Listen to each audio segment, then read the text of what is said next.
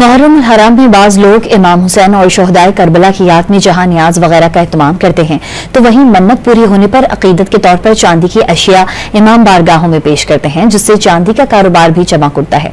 Report कर रही हैं ताइबा खान।